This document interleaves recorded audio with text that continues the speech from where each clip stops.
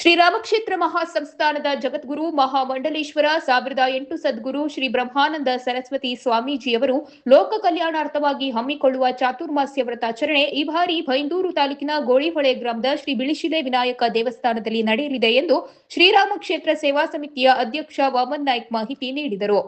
ಹೊನ್ನಾವರ ಪಟ್ಟಣದ ನಾಮಧಾರಿ ಸಭಾಭವನದಲ್ಲಿ ಗುರುವಾರ ನಡೆದ ಪತ್ರಿಕಾಗೋಷ್ಠಿಯಲ್ಲಿ ಕಾರ್ಯಕ್ರಮದ ಕುರಿತು ಮಾಹಿತಿ ನೀಡಿದ ಅವರು, ಜುಲೈ 29ರಿಂದ ಸೆಪ್ಟೆಂಬರ್ 14ರವರೆಗೆ ಈ ಬಾರಿ ಚಾತುರ್ಮಾಸ್ಯ ವ್ರತಾಚರಣೆ ಜರುಗಲಿದ್ದು, ಉಡುಪಿ ಜಿಲ್ಲೆಯ ಬೈಂದೂರು ತಾಲೂಕಿನ ಗೋಳಿಹೊಳೆ ಗ್ರಾಮದ ಶ್ರೀ ಬಿಳಿಶಿಲೆ ವಿನಾಯಕ ದೇವಸ್ಥಾನದಲ್ಲಿ ನಡೆಯಲಿದೆ.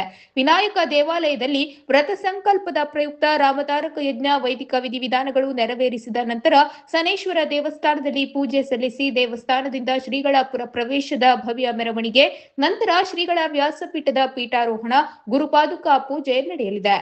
ಧಾರ್ಮಿಕ ಸಭೆಯನ್ನು ಬಿಜೆಪಿ ರಾಷ್ಟ್ರೀಯ ಸಂಘಟನಾ ಕಾರ್ಯದರ್ಶಿ ಬಿಎಲ್ ಸಂತೋಷ್ ಉದ್ಘಾಟನೆ ನೆರವೇರಿಸಿದರೆ, ಶಿವಮೊಗ್ಗ ಸಂಸದರಾದ ಬಿವೈ ವಿಜಯೇಂದ್ರ ಸಭಾ ಅಧ್ಯಕ್ಷತೆ ವಹಿಸಲಿದ್ದಾರೆ.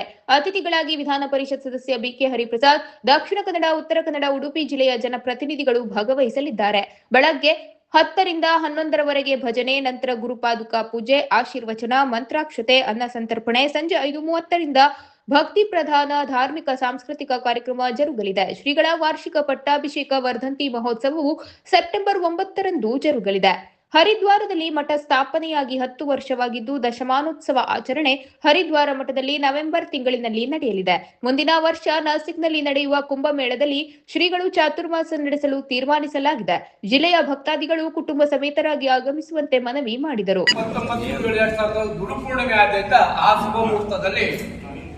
ಬೆಳಗ್ಗೆ 11:05 ಒದಗುವ ಶುಭ ಮುಹೂರ್ತದಲ್ಲಿ ಚಾತುರ್ಮಾಸ ವ್ರತಾಚರಣೆ ಪ್ರಾರಂಭವಾಗುತ್ತದೆ.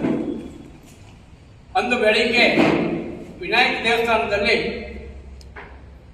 ಚಾತುರ್ಮಾಸ್ಯ ವ್ರತ ಸಂಕಲ್ಪ ಪ್ರಯುಕ್ತ ರಾಮತಾರಕ ಯಜ್ಞ ಹಾಗೂ ವೈದಿಕ ವಿಧಿವಿಧಾನಗಳು ವಿದ್ಯುಕ್ತವಾಗಿ ಪ್ರಾರಂಭಗೊಂಡು ಬೆಳಗ್ಗೆ 10 ಗಂಟೆಗೆ ಶುಭಮುಹೂರ್ತದಲ್ಲಿ ಶ್ರೀ ಸೇನೇಶ್ವರ ದೇವಸ್ಥಾನದಲ್ಲಿ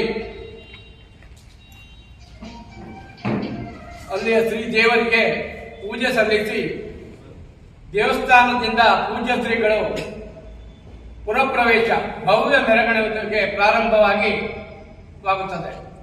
ಪುರವನ 11ಕ್ಕೆ ಸರಿಯಾಗಿ ಗೋಳಿಹೊಳೆಯ ಶ್ರೀ ಬಿಳಿಶಿಲೆ ವಿನಾಯಕ ದೇವಸ್ಥಾನದಲ್ಲಿ ಶ್ರೀಗಳಿಂದ ವಿಶೇಷ ಪೂಜೆ ನಡೆಯಲಿದೆ.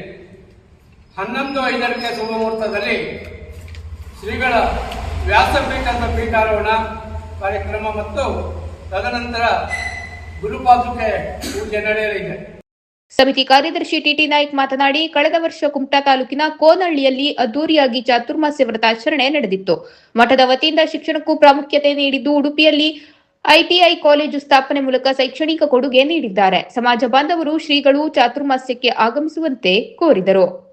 ಪತ್ರಿಕಾಗೋಷ್ಠಿಯಲ್ಲಿ ಸಮಿತಿ ಪದಾಧಿಕಾರಿಗಳಾದ R M Naik, Govind Naik, Suresh Naik, K R Naik, Ramappa Naik, S K Naik, M K Naik, Lambodhar Naik, Krishna Naik, Giri Naik, I V Naik, Manjunath Naik, Santosh Naik, Gajanan Naik, Sadananda Naik, Jagdish Naik, Ravi Naik, Ganapati Naik, B T ಮತ್ತಿತರರು ಇದ್ದರು.